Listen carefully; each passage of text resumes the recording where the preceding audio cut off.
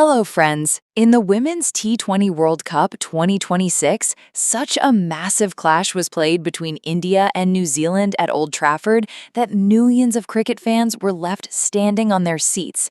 This match saw such a rain of fours and sixes that even the spectators present in the stadium were left stunned. Indian batters attacked the New Zealand bowlers right from the start and hit spectacular shots all around the ground. On the other hand, the New Zealand team also tried their best to give a fierce fight, making the contest even more thrilling. Friends, in this video, we will show you how the Indian batters brought a storm right from the opening overs, which player hit the most fours and sixes, what was the strategy of the New Zealand bowlers, and what were the moments throughout the match that filled the spectators with excitement. So friends, to know the full story of this tremendous clash, make sure to watch the video until the very end. Friends, today, the biggest match of the Women's T20 World Cup 2026 was played on the Old Trafford ground, where the teams of India and New Zealand were face-to-face. The stadium was completely packed to the rafters. Everywhere you looked, only the tricolour and New Zealand flags were visible. The pressure of the match was clearly evident on both teams. Team India's captain, Harmanpreet Kaur, won the toss and decided to bat first. Shafali Verma and Smriti Mandhana walked out onto the field for the opening. Bringing the new ball from New Zealand's side was Jess Kerr. Right from the first ball, both Indian batters made their intentions clear. Shafali smashed a brilliant four on the second ball, while Smriti Mandhana hit consecutive fours in the next over, forcing the Indian fans to dance with joy. In the opening 3 overs, India scored 34 runs without losing a wicket. Shafali Verma was batting in completely aggressive style. She smashed another consecutive 6 and a 4 off Breedy Ellie's bowling. On the other side, Smriti Mandhana was also gathering runs with her elegant cover drives and pull shots. A half-century partnership had been completed between the two batters. New Zealand's captain, Amelia Kerr, was continuously changing bowlers, but it was having no effect on the Indian opening duo. By the end of the power play, India's score had reached 60 runs without any loss. But in the 7th over, New Zealand got their first success. In an attempt to play a big shot off Nancy Patel's ball, Shafali Verma was caught out at deep mid-wicket. Shafali scored 48 runs off just 24 balls, which included 7 fours and 2 spectacular sixes. Now, Jemimai Rodriguez came out to bat.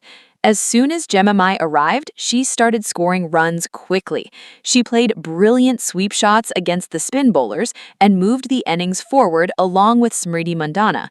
On the other side, Smriti Mandhana was batting in extremely beautiful manner. In the 12th over, Smriti completed her half-century by hitting a 4 off Amelia Kerr's ball. The entire stadium echoed with a thunderous round of applause. The players sitting in the Indian dressing room also stood up to applaud her. A fantastic partnership was going on between Smriti and Jemimai. Both batters gathered runs all around the ground and put the New Zealand bowlers completely under pressure. But in the 14th over, Smriti Mandhana was dismissed in an unfortunate manner. She played a brilliant innings of 63 runs off just 39 balls, which included 9 fours and 2 sixes. Now, captain Harmanpreet Kaur came onto the field, and then the flavor of the match changed completely. As soon as Harmanpreet arrived, she started aggressive batting. She hit 2 fours and a spectacular 6 in a single over from Breedy Ellie. On the other side, Jemimai Rodriguez was also scoring runs rapidly. Jemimai completed her half-century in just 30 balls. Confidence was clearly visible in her batting. But in an attempt to play a big innings, she was dismissed after scoring 54 runs. Her brilliant innings included 6 fours and 1 six. Now, India's hopes rested on captain Harmanpreet Kaur, and the captain did not disappoint the fans either. She hit spectacular shots in every corner of the ground, sometimes a cover drive and sometimes a sky-high 6 over long on. The New Zealand bowlers looked completely helpless.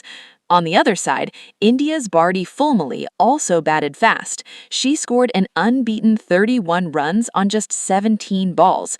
Meanwhile, wicketkeeper Richa Ghosh started a rain of fours as soon as she arrived. She scored an unbeaten 21 runs on just 10 balls, which included 3 fours and 1 six. In the last 3 overs, the Indian batters gathered runs fiercely.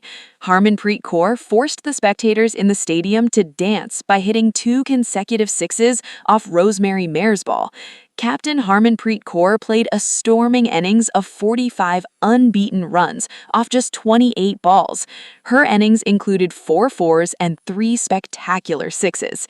At the end of the stipulated 20 overs, Team India set a massive 231 runs for the loss of 4 wickets.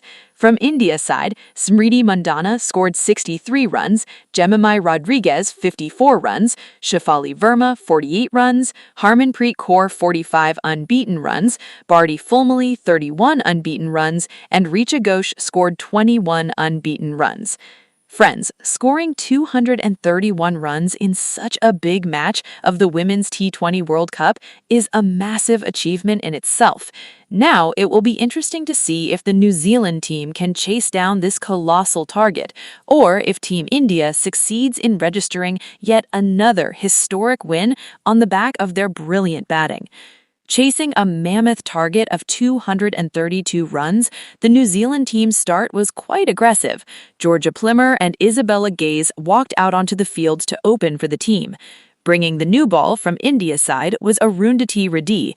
Right from the first ball, the New Zealand batters made their intentions clear.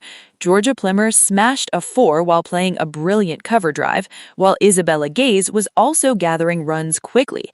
In the opening 3 overs, New Zealand scored 32 runs without losing a wicket.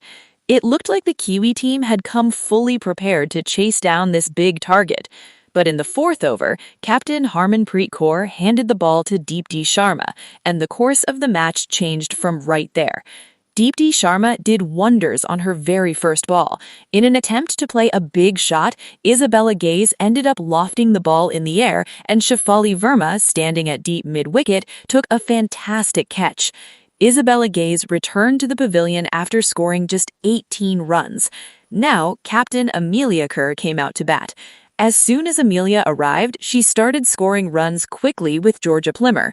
Both batters pushed the score past 60 runs with the help of fours. Georgia Plimmer was looking in splendid rhythm. She hit 2 fours and a spectacular 6 in an over from Kirtana Godden. But just then, Harmanpreet Kaur played another big move. She handed the ball to Shreyanka Patel. Shreyanka deceived Georgia Plimmer in her very first over. In an attempt to play a big shot, Plimmer lofted the ball in the air and Smriti Mandhana caught a brilliant catch. Georgia Plimmer was dismissed after scoring 52 runs on 29 balls, which included 7 fours and 2 sixes. Now, New Zealand had suffered their second big blow. Now, the entire responsibility fell upon Captain Amelia Kerr and experienced batter Suzie Bates. Both together tried to stabilize the innings. Amelia Kerr was batting with excellent timing, while Suzie Bates was making full use of her experience. Both batters together completed a half-century partnership. At one point, it looked like New Zealand might make a comeback in the match. But Deepti Sharma again provided a big breakthrough for India. She sent Suzie Bates back to the pavilion by taking a brilliant catch off her own bowling. Suzie Bates could only score 28 runs. After this, Sophie Devine came to the crease, but she could not stay for long. She was bowled out by a brilliant Yorker by Arundhati Reddy. Sophie Devine scored just 15 runs. Now, the pressure on New Zealand had increased. The run rate was continuously climbing, and on the other side, Captain Amelia Kerr was fighting a lonely battle. Batting brilliantly, she completed her half-century. However, she was not getting much support from the other end.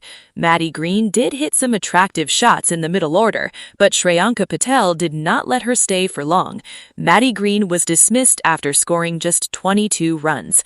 After this, Isabella Sharp, Jess Purr, and Nancy Patel did try to hit big shots, but the Indian bowlers did not give them any room to play freely. Deepti Sharma bowled out Isabella Sharp, while Kirtana Godden claimed the wicket of Jess Kerr.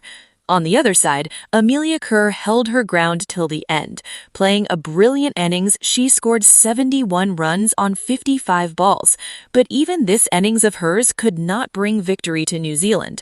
Ultimately, she too was caught out by Barty Fulmley in an attempt to play a big shot. In the final overs, Rosemary Mayer and Bridie Ellie did hit a few fours, but the target was so huge that the New Zealand team could not make a comeback in the match. Ultimately, at the end of the stipulated 20 overs, the New Zealand team could only score 196 runs for the loss of 7 wickets. From India's side, Deepti Sharma was the most successful bowler, picking up 3 wickets. Shreyanka Patel got 2 wickets, while Arundhati Reddy and Kirtana Gadden claimed 1 wicket each. In this way, Team India defeated New Zealand by 35 runs and registered a magnificent victory in this mega clash of the Women's T20 World Cup 2026. The biggest heroes of this victory were Smriti Mandhana, Jemimai Rodriguez, and Captain Harman